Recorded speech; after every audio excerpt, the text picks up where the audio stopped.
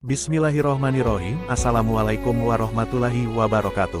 Salam sejahtera bagi kita semua, semoga kita semua dalam lindungan Allah Subhanahu wa Ta'ala. Segala puji bagi Allah Tuhan bagi seluruh alam. Sholawat salam tetap tercurahkan kepada junjungan kita Nabi Muhammad Shallallahu Alaihi Wasallam.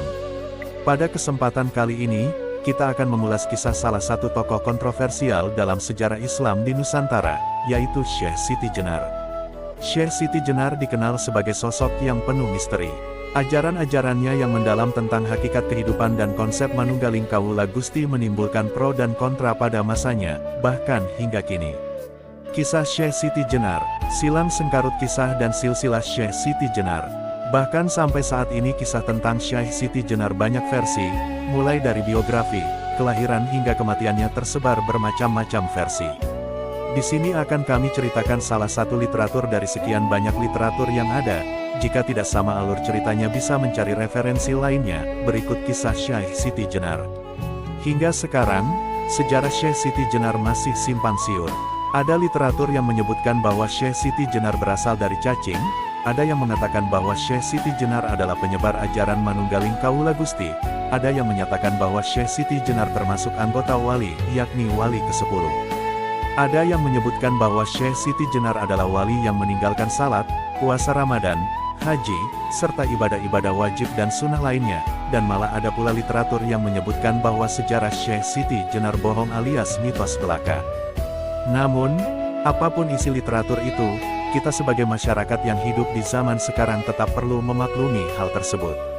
Dalam sebuah literatur klasik, tertulis dalam bahasa Jawa kuno yang berbunyi, wondene kacarios yen lemah bang punika asal saking cacing, punika det, sajatosipun inggih pancen manungsa dara alit kemawon, ria ing dusun lemah bang. Syekh Siti Jenar sebenarnya adalah seorang manusia, rakyat jelata, yang rumahnya di dusun lemah bang. Syekh Siti Jenar atau yang dikenal dengan nama Syekh Abdul Jalil, Siti Brit, Lemah Abrit, dan Lemah Abang, sebenarnya adalah putra dari seorang ulama di Malaka bernama Syekh Datuk Soleh bin Syekh Isa Alawi bin Ahmad Syekh Jamaluddin Husain bin Syekh Abdullah Khanuddin bin Syekh Said Abdul Malik Al-Kasam. Syekh Siti Jenar dilahirkan di Cirebon pada sekitar tahun 829 Hijriah, 1348 Saka, 1426 Masehi, dengan nama kecil Said Hasan Ali Al-Husain. Dalam literatur ini diceritakan bahwa Syekh Siti Jenar masih memiliki hubungan nasab keturunan Rasulullah Shallallahu Alaihi Wasallam. Melalui nasab Husain Asyahid, Syekh Siti Jenar juga masih memiliki hubungan darah yang sangat kental dengan kakek keempatnya, yakni Syekh Abdul Malik Asmad Khan, yang merupakan seorang raja kedua di kerajaan Nasarabat, India Lama, sekaligus ulama terkenal yang pernah menyebarkan agama Islam di berbagai negeri sebelum diangkat menjadi raja oleh ayahnya, Syekh Alwi Amil Faqih, pada tahun 653 Hijriah. Syekh Abdul Malik Asmad Khan bin Syekh Alwi Amil Faqih memiliki anak yang bernama Syekh Abdullah Khan, yang diketahui menjadi mursyid tarekat yang sangat dihormati. Setelah dewasa Syekh Abdullah Khan tidak meneruskan jabatan ayahnya menjadi raja. Ketika masih muda, Syekh Abdullah Khan pernah menjabat sebagai pejabat diplomasi kerajaan Nasarabat, India Lama. Saat itu, ia pernah mengukir tinta sejarah di daratan Tiongkok dengan memperkenalkan budaya Islam kepada orang-orang Tionghoa yang bermukim di semenanjung Tiongkok. Walaupun bersaing dengan Marco Polo yang memperkenalkan budaya Barat, Syekh Abdullah Khan akhirnya tetap berhasil memperkenalkan budaya Islam kepada orang-orang Tionghoa. Syekh Abdullah Khan memiliki anak cucu yang berdakwah dan tersebar di Asia Tenggara, yaitu Syekh Datuk Soleh yang memiliki anak bernama Syekh Abdul Jalil atau Syekh Siti Jenar. Malaka merupakan daerah kekuasaan Kesultanan Malaka, yakni sebuah kerajaan Melayu yang didirikan oleh para Meswara jauh sebelum Kesultanan Malaka mendapatkan legitimasi atau pengakuan wilayah kedaulatan dari Kaisar Tiongkok pada tahun 1405. Dahulu, Malaka merupakan daerah yang aman dan tidak banyak terjadi konflik karena telah mendapatkan perlindungan Kaisar Tiongkok dari serangan kerajaan Ayutthaya dan Majapahit. Semua rakyat dan para pendatang yang bertempat tinggal di sana dijamin keamanan mereka oleh pihak Kesultanan Malaka.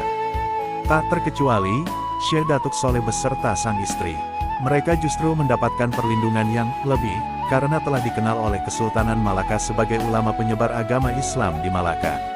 Pada akhir tahun 1424 Masehi, Malaka terjadi kemelut pemindahan kekuasaan dari Kesultanan Malaka, dari Sultan Muhammad Iskandar Shah kepada Sultan Muzaffar Shah. Maka, saat itu pula, Syekh Datuk Soleh beserta sang istri memutuskan untuk pindah ke Cirebon karena merasa sudah tidak aman lagi tinggal di Malaka.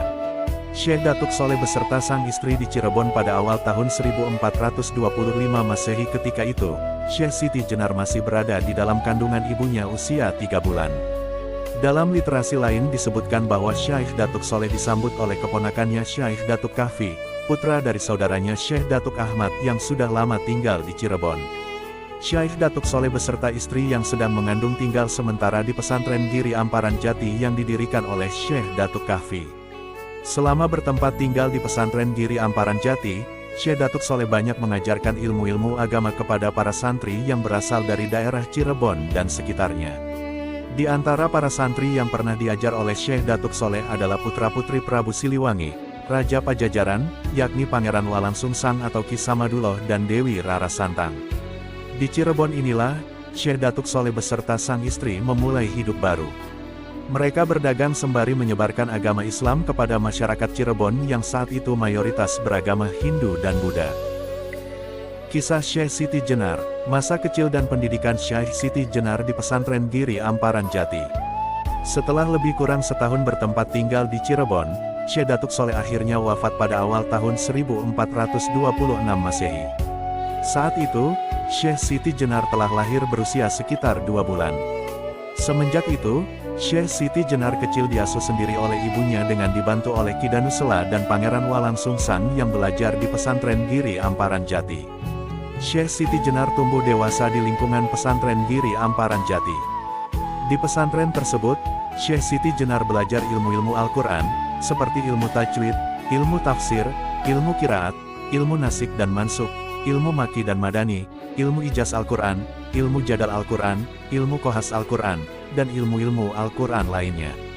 Sehingga, Syekh Siti Jenar berhasil menghafalkan kitab suci Al-Quran di usianya yang ke-8 tahun. Tidak hanya itu, di pesantren Giri Amparan Jati Syekh Siti Jenar juga belajar ilmu-ilmu keagamaan, di antaranya nahwu, saraf, usyul, mantik, hadits, mustalah hadits, dan sebagainya. Syekh Siti Jenar merupakan santri ketiga di pesantren Giri Amparan Jati sejak pesantren itu diasuh oleh Syekh Datuk Ahmad hingga Syekh Datuk Kahfi. Setelah merasa cukup menimba ilmu-ilmu agama di pesantren Giri Amparan Jati, Syekh Siti Jenar bertekad untuk keluar dari pesantren tersebut, dan mulai berniat mendalami ilmu kemakrifatan sufi. Syekh Siti Jenar meminta restu kepada saudara sepupunya, Syekh Datuk Kahfi, agar memperbolehkannya keluar dari pesantren Giri Amparan Jati. Dengan banyak pertimbangan, Syekh Datuk Kahfi pun akhirnya memberikan restu dan mempersilakan Syekh Siti Jenar menunaikan niatnya untuk mendalami ilmu kemakrifatan.